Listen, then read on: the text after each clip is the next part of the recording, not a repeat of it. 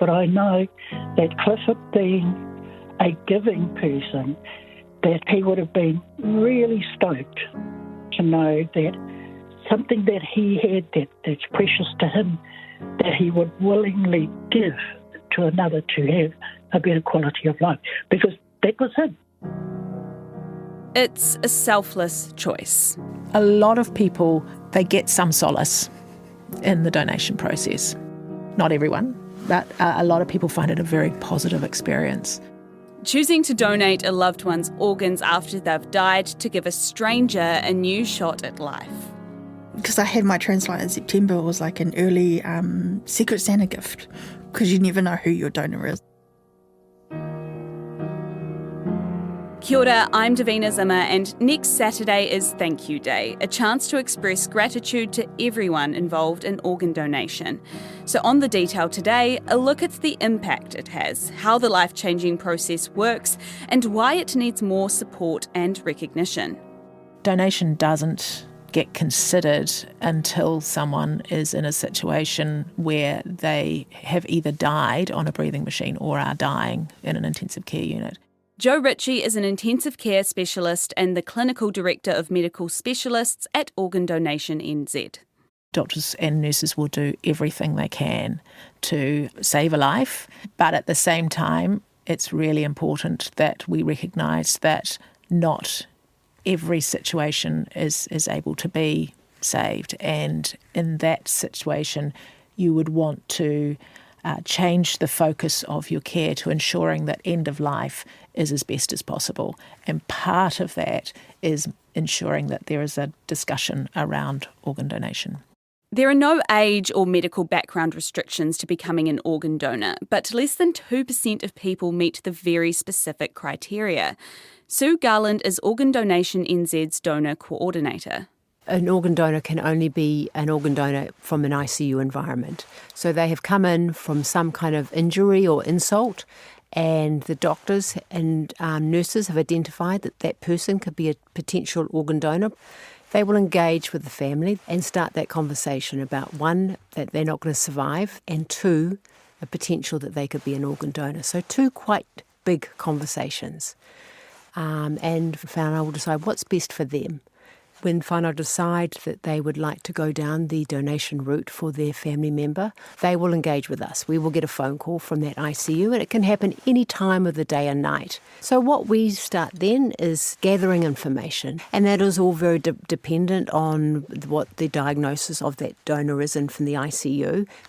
We're an ageing population, so our average age of a donor in New Zealand is between the age of 40 to 50. So those people are going to have health concerns themselves. It won't rule them out, but it just means that we need to make sure that those organs are going to be suitable for transplantation.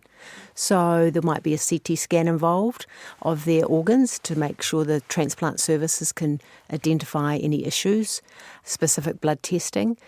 We do a medical social history, whether they have same sex recently with another man or a woman, whether they've used illegal drugs recently. Those kind of things will help us identify if there's any increased risk of infection for those organs. It doesn't rule them out, but it helps the doctors, the transplant services, to decide whether they think these are going to be organs going to be suitable. And then once we have that body of work, that referral together, then we will send that out to the transplant services, and they're all based here in Auckland, except the kidney transplant services are also based in Wellington and Christchurch. And they will decide whether they think that this donor and their organs are going to be suitable for their recipients. So once they've decided that those organs are going to be suitable for donation, then we will, and this is done with Te Tuka Tūmai Clinical Services, establish a team of specific surgeons and nurses and a donor coordinator to travel to that donor hospital, and then we will proceed with the donation surgery. Part of our process, and what's really important for Organ Donation New Zealand, is the donor whānau. None of this would happen without them and their generosity of spirit. And so we always engage with them when we meet them in the hospital if they want to. They sometimes may not. Thank them. Let them know that their loved one is going to be treated with the utmost respect, and just thank them for their generosity. In September, Te Whatu Ora issued a call for more organ donors after the waitlist for kidney donations reached 600. However, the lack of donors isn't new. In 2016, the Ministry of Health began a review of organ donation practices to try and boost donor numbers. The idea of an official organ donation registry was raised by some medical staff, but then Health Minister Jonathan Coleman ruled it out as an option, saying there was no proof it improved donation rates. He wanted to see a new national strategy that encouraged people to talk about the issue. Joe Ritchie says the most pressing issue is limited resources. Worldwide, the best way to improve donation and transplantation is with working with resourcing in the intensive care units. There is relatively little evidence that changes in legislation, registries, actually has a big effect on its own, and certainly wouldn't have an effect without putting that resource first into the intensive care units to enable the staff to identify all opportunities, have those very meaningful conversations with whānau, and to then care for the donor in the best way possible. Sue adds that there also needs to be more recognition of the extra work organ donation puts on ICU staff. We have link teams who are nurses and doctors who have had specific training around the donation process. When we have a potential donor and a member of that link team is working alongside us so that it allows us to gather all that information to build this referral, it is golden. Their expertise, their efficiency and their knowledge of what we will need is just instrumental. And what we do notice is that resource in the ICU is often thin.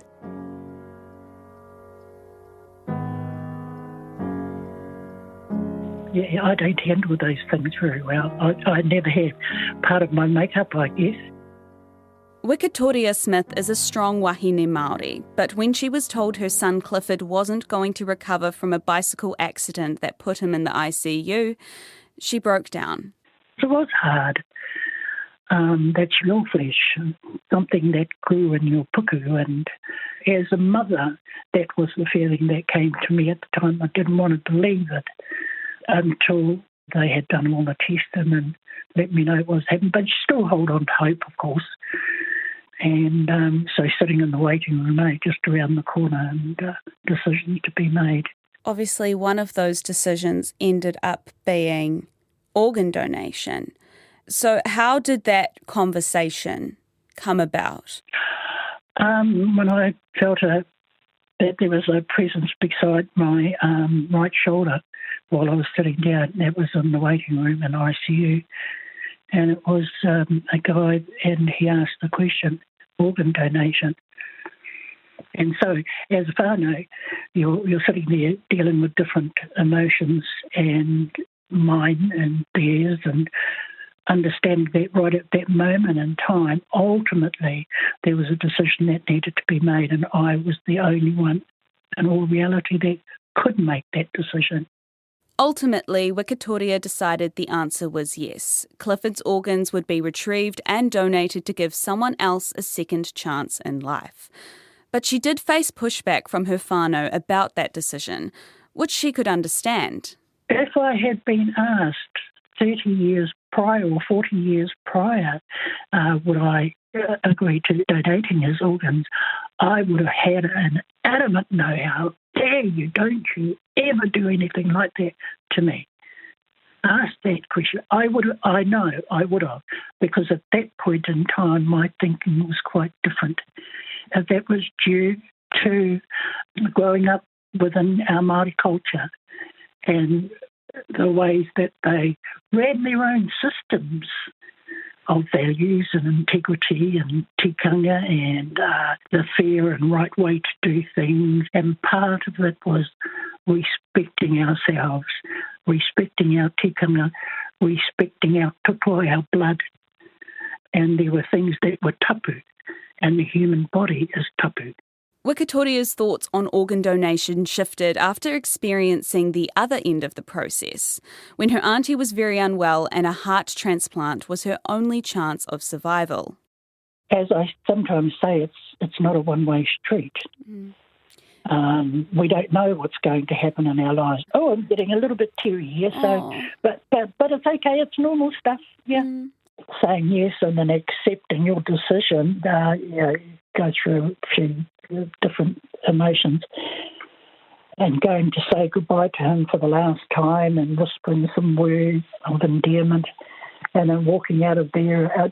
That was the time, walking out of there, and just being consumed by a whole lot of emotions that were swirling everywhere right at that moment.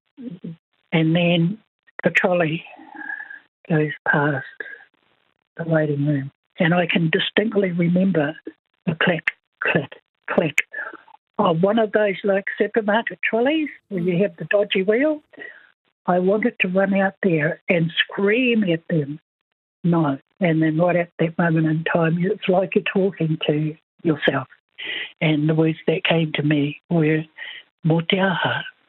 Why? And I knew then that I had to calm down because the wheels had been set in motion, understanding that if those organs weren't being donated, they would be buried and they would rot and they'd be no use to anybody. And accepting that. Aside from sharing basic details of gender and age range, organ donors and receivers are kept anonymous. But Wikitoria says it's natural to be curious. But I think about Clifford and his mischief side, and I'm thinking, gosh, whoever got his heart, I wonder if they would end up taking some of the traits from Clifford from it. They'd have an interesting life if so.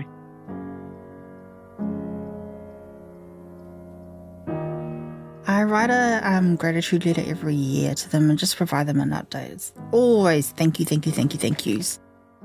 That's Amy Ing Thompson. She was 35 when she was placed on the wait list for a new lung after 10 years of battling an autoimmune condition called scleroderma. She was diagnosed in 2006, shortly after getting married. And I noticed that my hands went all puffy and essentially I couldn't wear my wedding rings anymore. My fingers got swollen, fat. I couldn't make a fist. So essentially I had boxing gloves for hands. I also had shoulder and knee joint pains. So I went and saw my GP, who then referred me to a specialist. And at the very first appointment, she just said, "Oh, you've got scleroderma." Amy was put on immunosuppressants, which helped with her symptoms. Over the next few years, she endured persistent flare-ups, but she was still able to continue working as a nurse, living a relatively normal life. Then in 2008... I noticed I couldn't take in deep breaths. For some reason, I'd taken a deep breath and it was like, stopped halfway. Amy's health, and lungs specifically, continued to deteriorate, and she ended up having chemotherapy. But specialists still deemed her, at that time, too healthy for a transplant. So how do you determine if someone is sick enough? It depends on what their underlying condition is, but we have a variety of testing, so looking at their exercise tolerance, looking at imaging of their hearts and their lungs. Dr. Jamie O'Loughlin is the clinical lead for the Auckland-based heart and lung transplant program. That means she oversees the care of patients like Amy who are waiting, receiving and recovering from these life-saving operations. So for our lung patients, they will do lung function testing. So that's looking at the volumes and how much lung function they have and a variety of measures we have for that. We also do regular tests of like a distance they walk within a 6-minute time frame, and our physiotherapists will do that regularly with our patients to see how much functional reserve they have. Our cardiology patients will be having echoes to have a look at their heart function and monitoring both ventricles and how they're working over time. We do catheter studies of patients' hearts to see the pressures within their heart to look for conditions like pulmonary hypertension. So it can depend on the underlying condition a little bit. And it's not just physical testing. You're seen by a social worker, by a psychiatrist and by a psychologist, by the physios to test how strong or frail you are. And then there's some other criteria like going to education sessions, having support people in your family or friends that are willing to be part of the process as well. So there's more than just a physical requirement. There's requirements for vaccination. There's requirements from abstinence of drugs and alcohol. Indeed, once you get accepted, we have a meeting every Friday morning where we discuss patients who have been worked up, and as a multidisciplinary team, everyone decides whether they're an appropriate candidate or not. And then you got put on the active list, and then we basically have that list active all the time, and if people become unwell, we will raise them up the list, but it's an urgency thing, and some people are more urgent than others. But then really it's just when it's your time, when we get a match for you.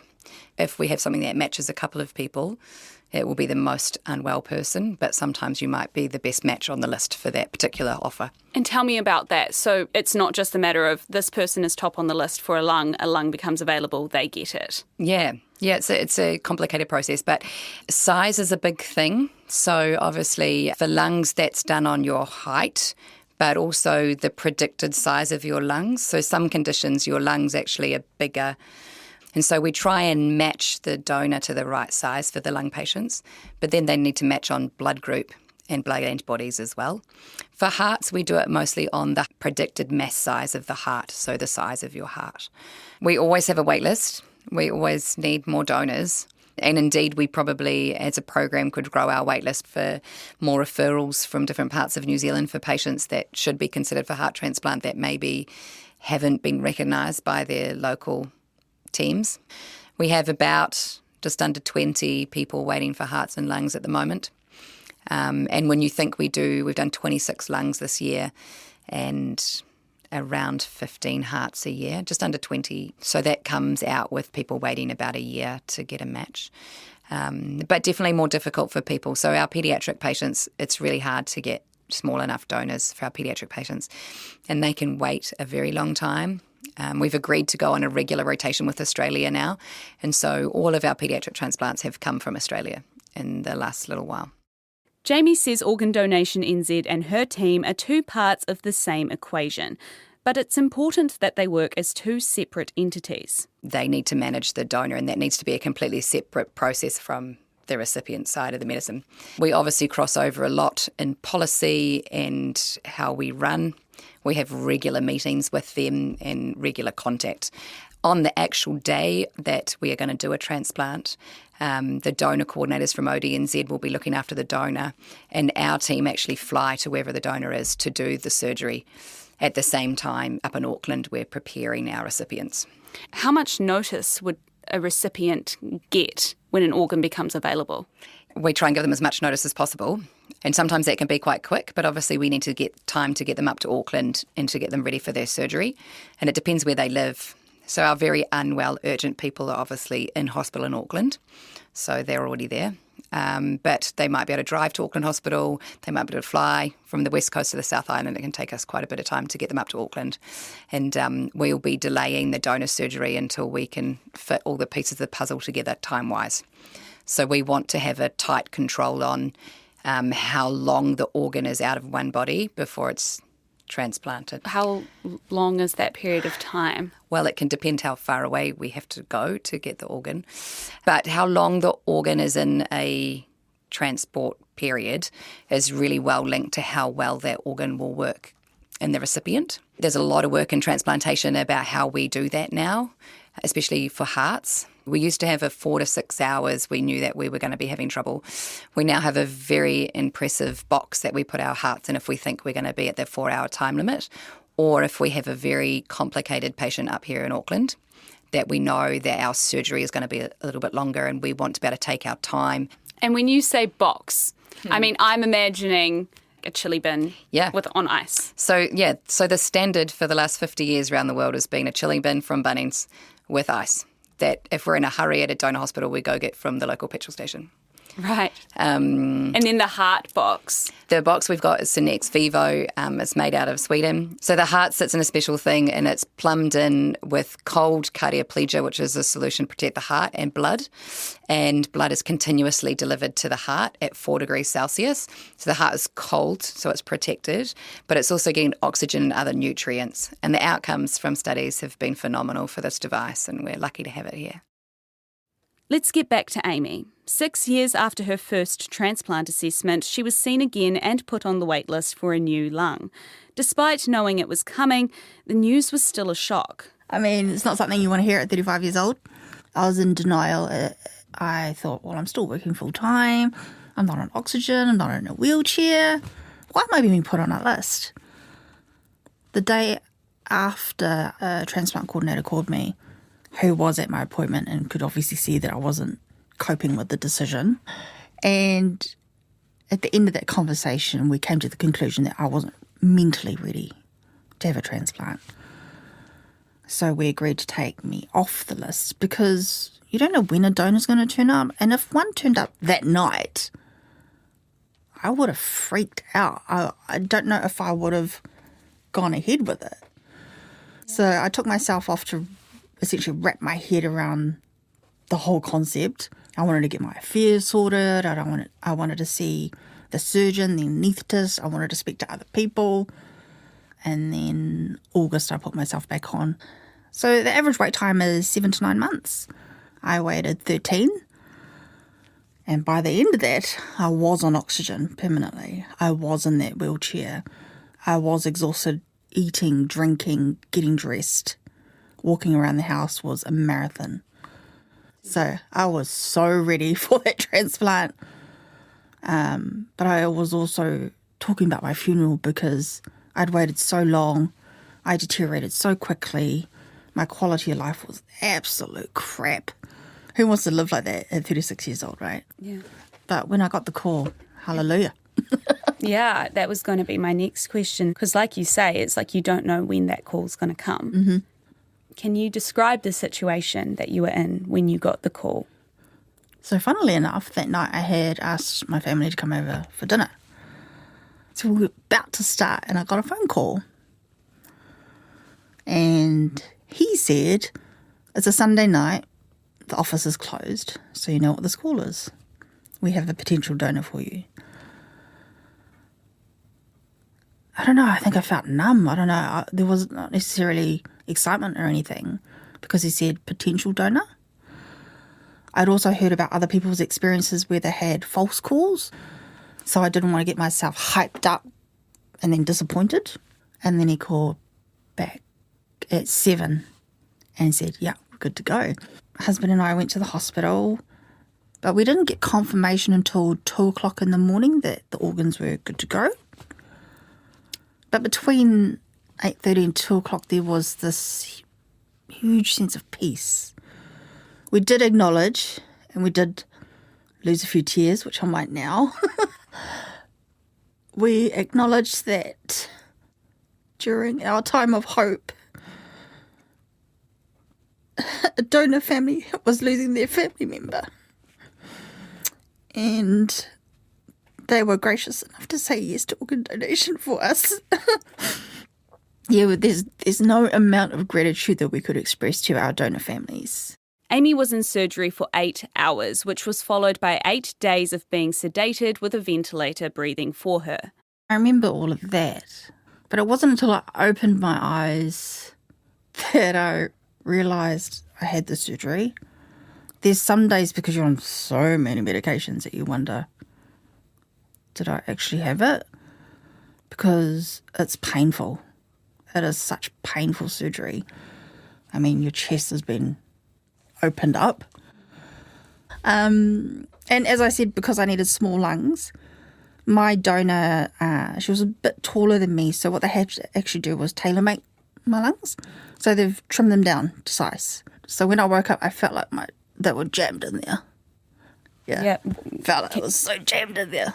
Yeah, so every time I coughed, I was like, please don't burst out. Because that's what it felt like. I mean, no doubt you would have been appreciating it through all of the pain, but how long did it take for you to get to the point where you were in a level of pain where you could actually appreciate these lungs fully? I think the appreciation is definitely at the 6-month mark when I made it up One Tree Hill, because it's a rite of passage for us heart and lung recipients. And man, when you make it up there, it was a beautiful March day. I always do it in March now, because my birthday's in March. Seeing the blue skies, the views, feeling the breeze. I get the sense that she's with me every time I go up there. now for me, not only is it a rite of passage, it's also my yearly gratitude acknowledgement for her, but also for her family, and to say thanks. Without you, I wouldn't be up here. 6 years later, Amy describes her life as normal. She's still on medication, but is back to nursing full-time and enjoying life. She thinks about her donor often. My first anniversary, we went to Port Douglas. On the way to the airport, I was in the back seat by myself. I was looking at the passports, looking at the air tickets, going, this wouldn't have been possible without you. So I'm going on a plane again. Even if it's a year longer, 3 years longer, 6 months longer, it's just that extra time. And time, I don't think a lot of people realise, is one of the most valuable things that we could ever have in this world, more than money. There's not going to be anyone on their deathbed thinking, I wish I had more money. It would be, I wish I had more time.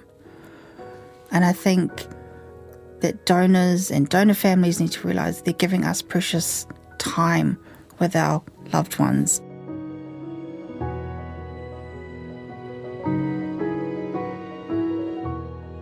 That's all for this week. Thank you to Amy Ing Thompson, Wikitoria Smith, Joe Ritchie, Sue Garland and Jamie O'Loughlin.